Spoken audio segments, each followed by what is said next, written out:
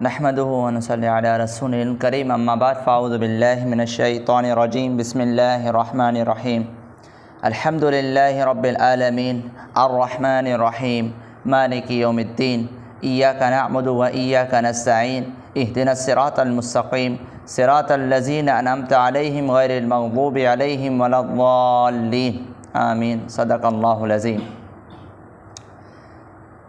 यह सूरत जेका मूं जेकियां पढ़ी यह सूरत सूरह फ़ातिहा है। सूरह फ़ातिहा मक्की सूरत है ऐं इन सूरत जे अंदर 7 आयतूं आहिनि। मतिलबु इहो त हीअ जेका सूरत है वह मक्किया है। मक्किया जो छा मतिलबु है ऐं मदनिया जो छा मतिलबु है, इन हवाले सां अवां जेका इहा ॻाल्हि जेको आहे सो आउं पहिरां खां ई जेको न बयानु करे चुको आहियां त उहा सूरत जेका सूरत मक्किया है उन जो मतिलबु इहो आहे त उहा नबी अलैहिस्सलातु वस्सलाम जेका हिजरत करणु फरमाई है मक्के खां मदीने, उन खां अॻु में उहा सूरत नाज़िल थी, उनखे मक्किया चयो वेंदो। ऐं जेका सूरत हिजरत नबी खां यानी मदीने जी तरफ़ नबी अलैहिस्सलातु वस्सलाम जेका हिजरत कई है उन हिजरत खां पोइ जेका नाज़िल थी उनखे मदनिया चयो वञे थो। हीअ जेका सूरह है सूरह फ़ातिहा है। इन सूरत जो ख़ुलासो इहो आहे त इन सूरत जे अंदरि अल्लाह ताला उहे तमामु अहकामात ऐं उहे तमामु जेको आहे सो शयूं बयानु कयूं आहिनि जेके पूरे क़ुरान करीम जे अंदरि आहिनि। क़ुरान करीम जो गोया के हिकिड़ो ख़ुलासो आहे सूरह फ़ातिहा अल्हम्दुलिल्लाहि रब्बिल आलमीन। इन जे अंदरि जेको आहे सो अल्लाह तबारक व तआला तौहीद खे ऐं तारीफ़ रब खे बयानु कयो आहे। क़ुरान करीम जेको आहे क़ुरान करीम जे अंदरि अल्लाह तबारक व तआला मुख़्तलिफ़ मज़मून क़ुरान जे अंदरि बयानु कया। क़ुरान जे अंदरि अल्लाह तबारक व तआला तौहीद खे बयानु कयो आहे। क़ुरान करीम जे अंदरि अल्लाह तबारक व तआला जेको आहे सो तौहीद बारी ताला खे बयानु करण खां पोइ अल्लाह तबारक व तआला रिसालत नबी खे, नबी जी नबूवत खे, नबी जी रिसालत खे बयानु कयो। ऐं अहिड़े तरीक़े सां अल्लाह तबारक व तआला क़ुरान करीम जे अंदरि अहकामात इरशाद फरमाया। अल्लाह तबारक व तआला क़ुरान करीम जे अंदरि सिरात मुस्तक़ीम सिधे रस्ते खे बयानु कयो। अल्लाह तबारक व तआला क़ुरान करीम जे अंदरि नेक माण्हुनि जो तज़किरो कयो। अल्लाह तबारक व तआला क़ुरान करीम जे अंदरि जहन्नम ऐं जन्नत जो ज़िक्र कयो। अल्लाह तबारक व तआला नाफ़रमान माण्हुनि जो ज़िक्र कयो। इन्हनि सभिनी तज़किरनि जो ख़ुलासो अल्लाह ताला सूरह फ़ातिहा जे अंदरि जमा कयो आहे। अर्रहमानिर रहीम इहा आयत तौहीद ते रहमान ऐं रहीम ते दलालत करे रही है। मालिक यौमिद्दीन जेको फ़ैसिले जे ॾींहं जो मालिक है, इहा आयत क़यामत ते दलालत करे रही है। इय्याका नअबुदु व इय्याका नस्तईन जे अंदरि जेका आहे सो इन इंसान खे बंदगी ऐं इबादत ऐं अल्लाह जे अॻियां झुकणु सेखारियो वियो आहे। इहदिनस सिरातल मुस्तक़ीम जे अंदरि दुआ सेखारी वई आहे। सिरातल लज़ीना अनअमता अलैहिम जे अंदरि अल्लाह तबारक व तआला नेक माण्हुनि जो उन्हनि जे रस्ते जो ज़िक्र कयो आहे। ऐं गैरिल मग़ज़ूबि अलैहिम वलद्दाल्लीन इन जे अंदरि नाफ़रमान माण्हुनि जो ज़िक्र ऐं उन्हनि जी बुराई ऐं उन्हनि जी जेको आहे सो नहूसत खे, उन्हनि जे वबाल खे बयानु कयो वियो आहे। त लिहाज़ा ही सूरह फ़ातिहा हिन सूरत जो नालो फ़तहुन आहे, माना फ़तहुन मञा निकितल आहे, फ़ातिहा आहे।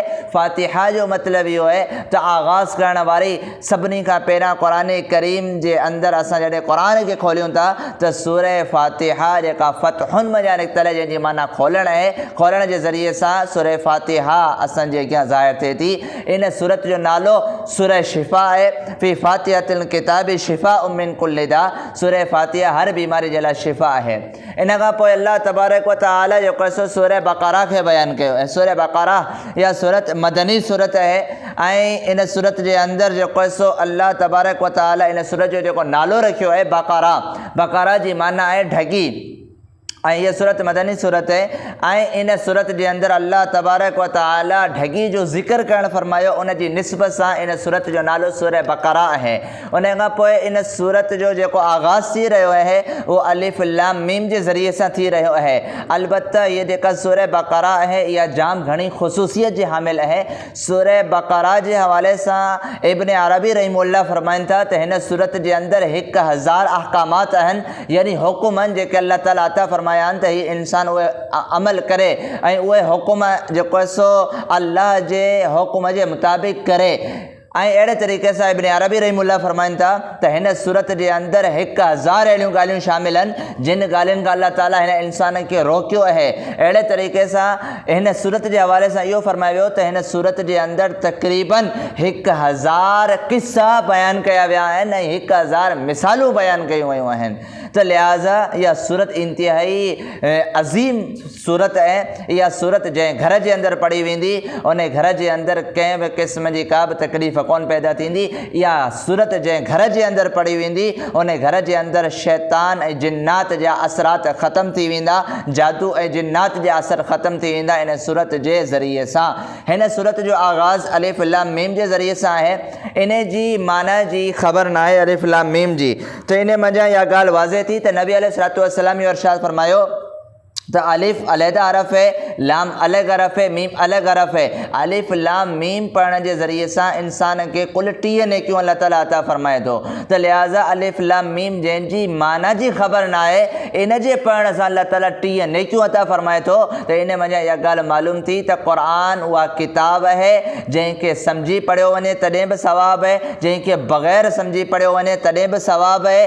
क़ुरान जी ज़ियारत कई वञे तॾहिं बि सवाब आहे। क़ुरान खे ॾिठो वञे, क़ुरान खे खोलियो वञे, पढ़ियो वञे, सीने सां लॻाइजे, इन्हनि सभिनी शयुनि जे अंदरि अल्लाह ताला सवाब रखियो आहे।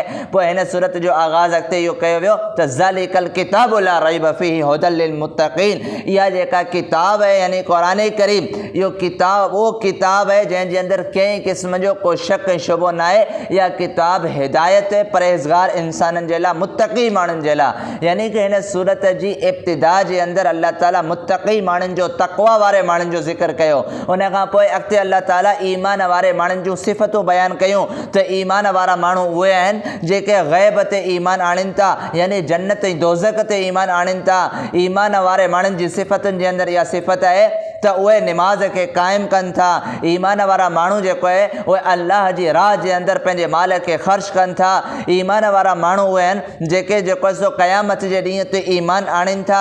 ऐं जेको आहे सो नबी अलैहिस्सलातु वस्सलाम जे मथां जेको किताब नाज़िल कयो वियो क़ुरान मजीद, ऐं नबी खां अॻु में जेके नबी हुआ उन्हनि जे मथां जेके किताबूं नाज़िल कयूं वयूं उन्हनि ते ई ईमान वारा माण्हू जेको आहे सो ईमान आणीनि था। इहे ईमान वारे माण्हुनि जी सिफ़त आहे। ऐं इन्हनि माण्हुनि जे लाइ इहो फरमायो वियो त इहे माण्हू हिदायत ते आहिनि ऐं इहे माण्हू फलाह ऐं कामयाबी ऐं कामरानी खे हासिलु करण वारा आहिनि।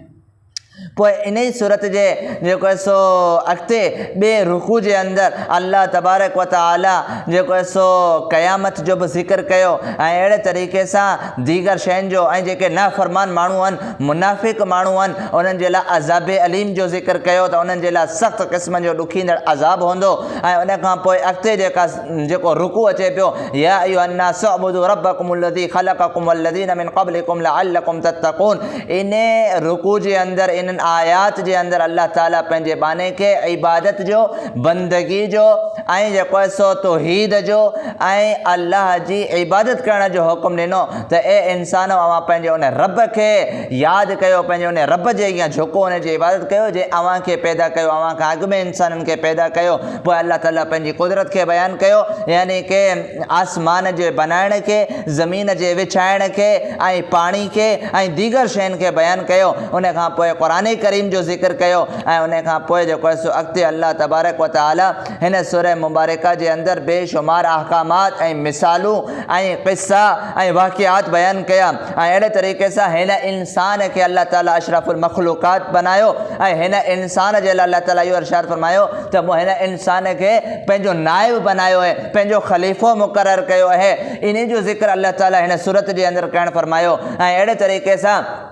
हज़रत आदम अलैहिस्सलातु वस्सलाम खे ऐं हिन इंसाननि खे एज़ाज़ जे ख़ातिर इहो जेको आहे सो एज़ाज़ बख़्शियो, इहा फज़ीलत ॾिनी जो अल्लाह ताला फ़रिश्तनि खे हुकुम कयो त अव्हां आदम अलैहिस्सलातु वस्सलाम जे अॻियां सजदो कयो, सवाइ इब्लीस यानी शैतान जे। जिन सभिनी फ़रिश्तनि जेको आहे सो यानी कि सजदो कयो।